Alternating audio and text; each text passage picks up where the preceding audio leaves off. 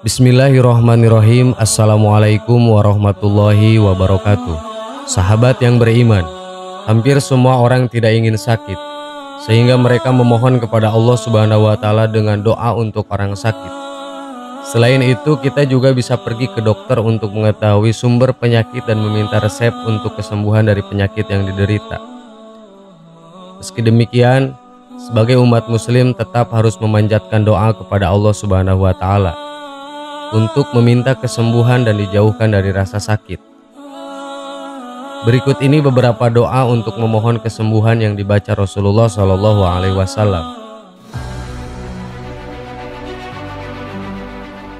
1. Menurut hadis riwayat Bukhari dan Muslim dari Aisyah radhiyallahu anha, doa ini dibaca Rasulullah untuk keluarganya. Allahumma rabbin nasi adhibil ba'sa isbi anta syafi la sifaan ila anta sifa ala yugadiru saqoman. Artinya, Tuhanku, Tuhan manusia, hilangkanlah penyakit, berikanlah kesembuhan karena Kau adalah Maha Penyembuh. Tiada yang dapat menyembuhkan penyakit kecuali Engkau dengan kesembuhan yang tidak menyisakan rasa nyeri. 2. Menurut Abu Daud dan At-Tirmidzi, Nabi Muhammad SAW membaca doa sebanyak 7 kali di hadapan orang sakit. Doa ini diharapkan dapat mengangkat penyakit yang diderita orang tersebut. As'alullahul adim rabbil arsil adim ayyasfiyaka. Artinya, aku memohon kepada Allah yang agung, Tuhan aras yang megah agar menyembuhkanmu. Ibnu Abbas menyatakan Rasulullah SAW bersabda, barang siapa yang mengunjungi orang sakit yang belum datang ajalnya, kemudian ia mengucapkan doa di sebelahnya sebanyak 7 kali, As'alullahul adim rabbil arsil adim ayyasfiyaka, maka Allah akan menyembuhkannya dari penyakit tersebut. Hadis riwayat Abu Daud. 3. Selain itu ada doa pendek dengan menyebut nama orang yang sakit. Menurut riwayat Imam Muslim, Nabi Muhammad SAW menyebutkan nama Sa'ad bin Abi Waqqas yang saat itu sedang sakit. Doa ini bisa diganti dengan nama orang yang sakit. Allahumma shfi sya'dan, Allahumma shfi sya'dan, Allahumma shfi sya'dan. Artinya, Tuhanku sembuhkanlah Sa'ad, Tuhanku sembuhkanlah Sa'ad, Tuhanku sembuhkanlah Sa'ad. 4. Ada doa pendek yang dibaca Rasulullah ketika menjenguk seorang badu yang menderita demam. Bacaan ini dari riwayat Imam Bukhari dari Ibnu Abbas radhiyallahu an. La ba'sya tahurun insyaallah. Artinya, semoga tidak apa-apa sakit, semoga suci dengan kehendak Allah. 5. Selain untuk kesembuhan, doa ini juga untuk perlindungan dan pengampunan dosa bagi orang yang sakit. Doa ini dibaca Nabi Muhammad SAW ketika mengunjungi salah satu sahabatnya.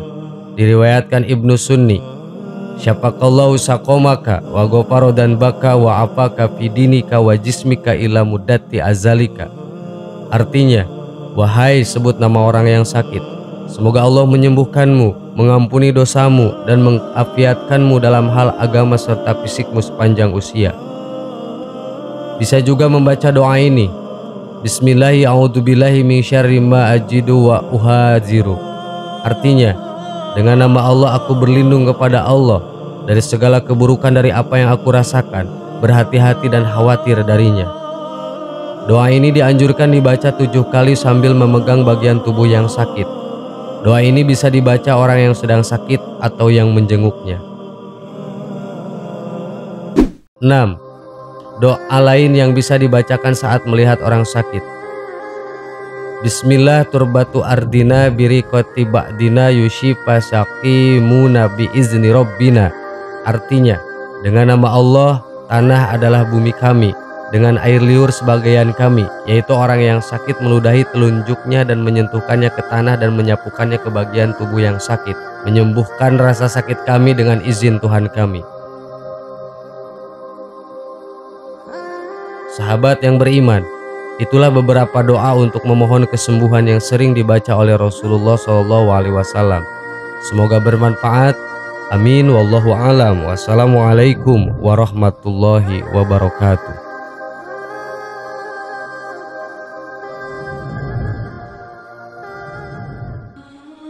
Bismillahirrahmanirrahim. Assalamualaikum warahmatullahi wabarakatuh. Sahabat yang beriman, lidah umumnya berfungsi sebagai alat pengecap rasa makanan bagi manusia.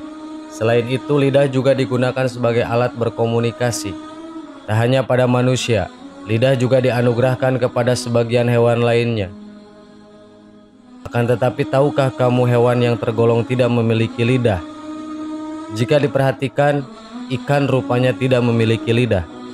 Hal tersebut membuat kita bertanya-tanya, mengapa ikan adalah hewan yang tidak memiliki lidah? Abu Laith Asmarakandi meriwayatkan dari Huzaifah radhiyallahu anhu berkata, saya mendengar Rasulullah Shallallahu alaihi wasallam bersabda, tidak akan masuk surga orang yang suka memfitnah.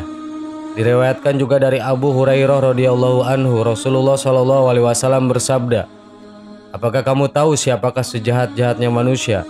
Jawab sahabat, Allah dan Rasulullah yang lebih tahu. Rasulullah Shallallahu alaihi wasallam bersabda, sejahat-jahatnya manusia adalah orang yang bermuka dua, tidak masuk surga orang yang suka membesar-besarkan cerita. Setelah Rasulullah bersabda, kemudian ditanyakan hikmah dari perkataan itu. Baginda Shallallahu alaihi wasallam menjawab, sesungguhnya Allah Subhanahu wa Ta'ala telah menciptakan semua makhluk itu memiliki lidah, baik yang bisa berkata-kata maupun yang tidak bisa berkata-kata. Lalu salah seorang sahabat bertanya, kenapa ikan tidak mempunyai lidah? Rasulullah Shallallahu alaihi wasallam bersabda, setelah Allah menciptakan Adam alaihissalam, maka diperintahkan seluruh malaikat agar tunduk sujud kepadanya. Semua malaikat patuh kecuali iblis. Iblis enggan sujud, maka Allah melaknatnya serta mengusirnya dari surga dan dikirim ke bumi. Setelah diturunkan ke bumi, iblis terus menuju ke laut dan satu yang dijumpainya adalah ikan. Iblis pun menceritakan keburukan dan kekurangan Nabi Adam alaihissalam kepada ikan.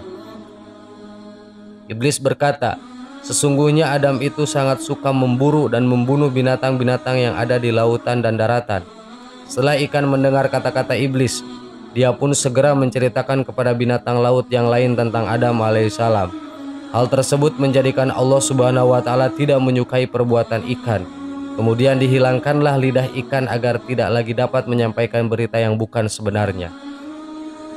Dari kisah tersebut, maka dapat diambil hikmah agar lebih berhati-hati dalam menyampaikan berita yang tidak jelas kebenarannya. Lidah memang tidak bertulang dan mulutmu harimaumu merupakan istilah-istilah yang sering didengar. Maka yang ingin disampaikan dari kedua istilah tadi intinya sama, ialah keutamaan menjaga lisan atau perkataan merupakan yang harus dilakukan semua orang, sebab hanya dengan perkataan perang dapat terjadi. Karena pentingnya untuk terus menjaga setiap kata yang terucap, Islam pun membahas tentang bagaimana setiap perkataan yang terucap haruslah kata-kata yang baik. Bahkan Islam menganjurkan untuk berkata-kata yang baik seperti yang tertulis di dalam Al-Quran. Dan katakanlah kepada hamba-hambaku, hendaklah mereka mengucapkan perkataan yang lebih baik atau benar. Sungguh setan itu selalu menimbulkan perselisihan di antara mereka. Sungguh setan adalah musuh yang nyata bagi manusia. Allah Subhanahu wa Ta'ala berfirman, tiada satu ucapan pun yang diucapkan melainkan ada di dekatnya malaikat pengawas yang selalu hadir. Quran Surat Qaf ayat 18. Barang siapa yang beriman kepada Allah dan hari akhirat, hendaklah ia mengucapkan perkataan yang benar atau lebih baik diam. Hadis riwayat Bukhari dan Muslim.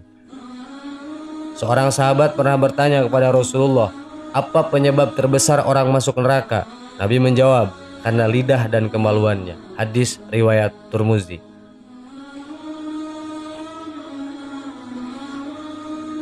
Sahabat yang beriman, semoga kita semua tetap istiqomah untuk menjaga lisan kita dengan perkataan yang baik-baik saja. Amin. Wallahu a'lam. Wassalamualaikum warahmatullahi wabarakatuh.